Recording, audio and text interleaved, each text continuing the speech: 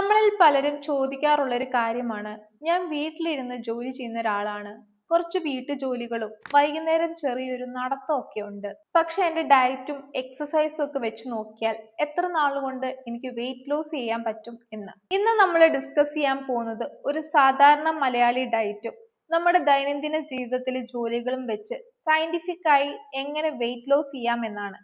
Welcome back to signet style house. ആദ്യം നമ്മൾ കഴിക്കുന്ന ഭക്ഷണത്തിലെ കലോറി നോക്കാം.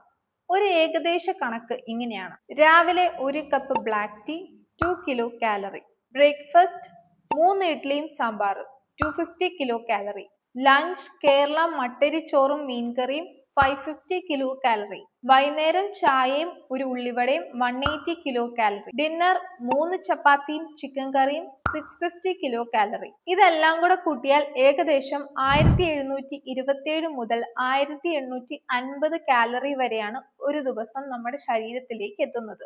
ഇനി നമ്മൾ എത്ര എനർജി ദിവസവും ബേൺ ചെയ്ത് കളയുന്നു എന്ന് നോക്കാം. ഇതിനെയാണ് നമ്മൾ ടോട്ടൽ ഡെയിലി എനർജി എക്സ്പെൻഡിച്ചർ എന്ന് വിളിക്കുന്നത്. നമ്മൾ ഒന്നും ചെയ്യാതിരുന്നാൽ പോലും നമ്മുടെ ഹൃദയമിടിപ്പിനും ശ്വസനത്തിനുമായി നമ്മുടെ ശരീരം തന്നെ ഏകദേശം 1500 കലോറി ചെലവാക്കും. രാവിലെ 8 മുതൽ വൈകുന്നേരം 6 വരെ ഇരുന്നുള്ള ജോലിയാണെങ്കിലും ടൈപ്പ് ചെയ്യാനും മറ്റുമൊക്കെ ആയിട്ട് ഏകദേശം 500 കലോറി ചെലവാകും. ഇനി വീട്ടുജോലികൾ, പാചകം ചെയ്യൽ, വീട് വൃത്തിയാക്കൽ തുടങ്ങിയ കാര്യങ്ങൾക്കൊക്കെ ആയിട്ട് ഏകദേശം 250 കലോറി ചെലവാകും. ഇനി നിങ്ങൾ ഒരു ട്രെഡ്മില്ലിൽ നടക്കുകയോ മറ്റോ ചെയ്താൽ ഒരു 100 കലോറി കൂടി. അപ്പോൾ ആകെ ചെലവാകുന്നത് ഏകദേശം 2350 കലോറിയാണ്. ഇവിടെയാണ് മാജിക് നടക്കുന്നത്.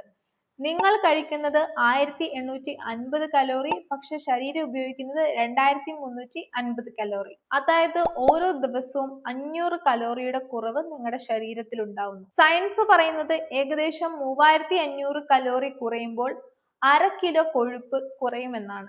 അങ്ങനെയാണെങ്കിൽ ഒരാഴ്ചയിൽ 1/2 കിലോ, ഒരു മാസത്തിൽ 2 കിലോ, 3 മാസത്തിൽ ഏകദേശം 6 കിലോ വരെ നിങ്ങൾക്ക് കുറയ്ക്കാൻ സാധിക്കും. ഇത് പെട്ടെന്ന് വെയിറ്റ് ലോസ് ഉണ്ടാക്കുന്ന ഒരു ക്രാഷ് ഡയറ്റ് അല്ല.